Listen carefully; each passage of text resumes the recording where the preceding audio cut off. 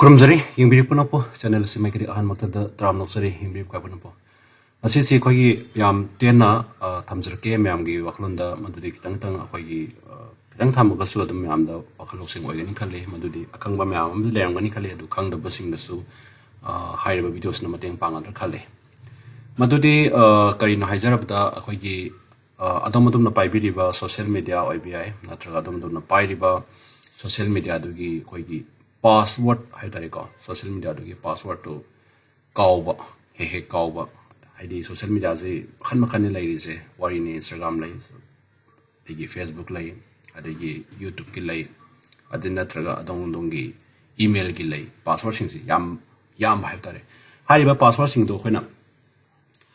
kausalak da khoi do madu do kawramna kai dagi thiga da ge natra krai da igi ba pot ama dari masam da igi phokib le ga du dai do thi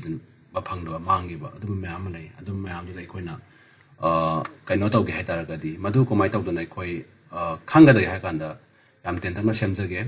madu di kaina kanda adom na khoi gi sigi mathak se somna kanda lay rise sei da khoi gi adong gi email lo hang biro adugi adong gi email lo hang amatung da somna kan gi right side da hai ba si mobile le taw se na tra adong gi desktop le taw se ai no ju usari bisna desktop tagi utsabani laptop ki desktop laptop tagi ka utsabani aduga haibe kano si kitang kenabati kenai hai misti maina koina email hang kanda laptop to oraga di haiba si icon sida mathaki koigi adongi google gi icon sida sida nambi gadamni right side la isida ko sigi round se laise sida nambi gadabani maramdi kaino kana si laise si nambi gadamni sida sinama kanda adom namma matungda koigi kaino tholakani haibitare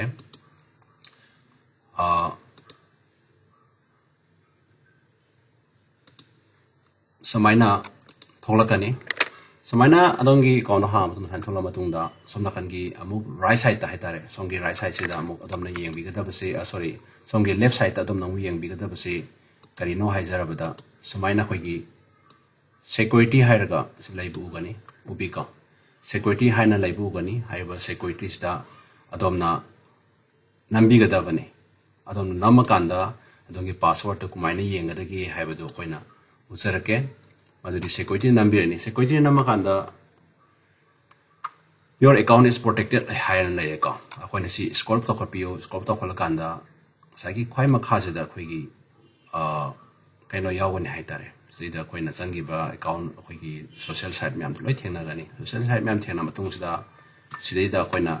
khwai makha da your safe password haina thengna bi gani your safe password haina thengna du si smaina lai ka smaina your safe password haina lai du somna kan site na karino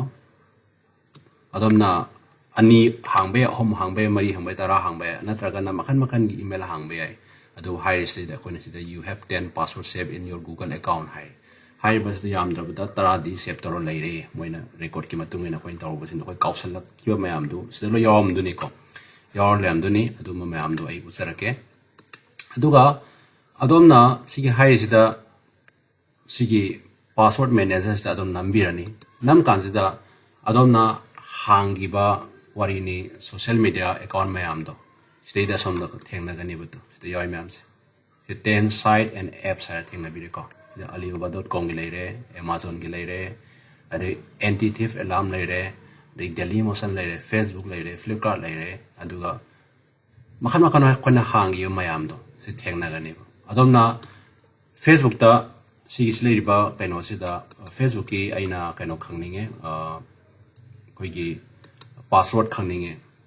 adu password to kai ke namgi ge habru sida sanga yengbi gadamne ai adu mukti uchara roige sida dum phangbi ragre noina adom damne yengning basin sida phangbi gani la flipkart ki yengninge sigi flipkart ki sigi kano sida account sanga yengyare duga hai ba dom na hangi ba mayam du kausalak khragadi kaogadi kam mongna khoina yengadagi haibadu hai ba sigi matungina changadabani adu tawdabu adom na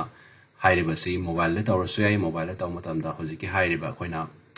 security and thar thambado adugi pot adu fawa yautri fawa domna scroll to biuk tare ko sidi da khona uri se left side security hire le se sigi pose nambira matungda hire ba se hojiki hire ba account sing do khona yeninge ha kanda scroll to khat piraga sida leiriba mayam si manungda khoina karam karam yauge habda khoina u fanga doibani leire ko koi sida ida security han leire security changbeni security chang kan sida sai adom na hangi ba account mayam do karam karam yauge ge habdo u phang du ne sida khoina then password ana sida khoina same gi ba account mayam do gi then password to save taw leire yaure mai to na dom gi da su phang bi gani email da chang bi raga